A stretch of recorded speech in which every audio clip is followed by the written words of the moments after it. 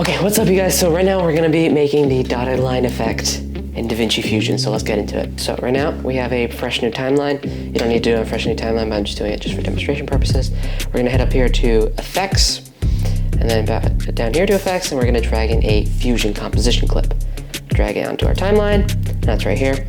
We're gonna go into Fusion, the Fusion page, and now we're gonna start out with a background node. So we're gonna go right here, this little thing, background node. We're gonna drag that. This is gonna be our literal background. And I'm gonna drag in a merge into the middle. Okay. And we're gonna drag in a second background. And this background is going to be white. So we're gonna click on this and set the color to white. And then we're going to drag in a rectangle mask, connect that to the background node.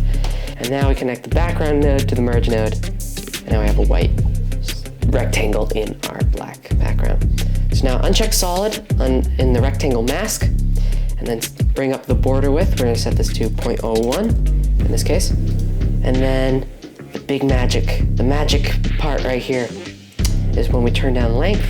As you can see, it makes the line shorter. So we're going to set this to 0.02 for this case.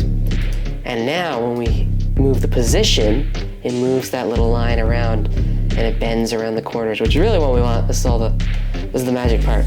So now head to the beginning of your timeline, essentially, or of this clip, and then keyframe the position, and then go to the end and move it all the way to 1. So now as you can see, if we play the clip, it moves around just like so, which is really nice, but we want multiple. We don't just want one, for this case anyway. Use that for multiple effects. We're also gonna switch this from rounded to sharp. This is how we can set the edge behavior of this little part of the mask. So now what we're going to do is, with the background node selected, we're going to go Shift plus spacebar, and we're going to type in duplicate. I'll just put DU, duplicate, and it automatically adds it to our node tree. Just make sure it's connected between this background, the white background, and the merge. So now with the duplicate node selected, we're going to set the copies to 40. And then this is the magic number, the time offset. So when you bring up the time offset at the beginning, so you can see it starts moving around. It seems to make the line longer, but if we set this to like 10, as you can see, we got a bunch of pieces that move around. Look at that, nice and efficient. It's moving fast. So now what we're going to do is, since it seems to be deleting them as it goes along, which can be cool, but for this scenario, we want it to be constant. We're going to go and we're going to right click on the slider for time offset and go to expression. And in the expression, we're going to type the amount of frames in this clip, which in this case it's 299. If you want to know, it's right here. It says first frame and last frame.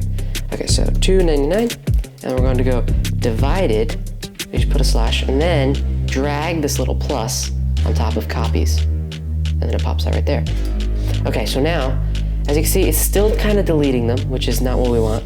So we're going to take this duplicate node, we're going to Command C and Control. We're going to copy and paste it. So in this case, I'm on Mac. So Command C, Control V, and it pastes it right on top. And then go up to here to the expression, and we're going to press minus, which is the opposite. So now you don't see anything if you press play, but you go to rectangle, and in this case, I'm going to bring the length down just a little bit. Or what is the border width? We can bring down the length. Bring the border width to something like 0.01. And now as you can see, we have it moving around. So this is essentially the end effect that we want. And then we can do anything else if we want. We can add the color back into the center of here by adding a second merge. And then we can add another background node and plug the mask into that. Plug our rectangle mask into this third background node. Set this third background node to red. Pop this on top. And then, I guess we won't be using this, we'll be using a second rectangle mask, which this second rectangle mask will be like so. So and then you have something like that. Or then again, alternatively, you can swap these around, and you can pop this into here, and pop this merge node into the second merge node. And then you have the white lines going around it. Just an example, not something you need to do. Anyway, this is our main node setup that we have right here. As you can see, and I like to organize my node graph by clicking to grid, and then we can snap them to the grid. And I like to keep my node trees nice and organized, just like so. Now I can always look at them and piece them together. Anyway, so yeah, that's the final effect. It's awfully slow, to be honest. It's kind of disappointing how slow it is. Yeah. Anyway, so yeah, that's the final effect.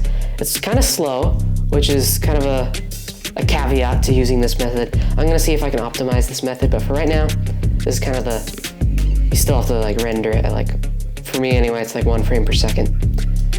But let's see, I can switch this. My timeline is, for some reason, set to 60 frames per second. Use self format 23.976. Okay.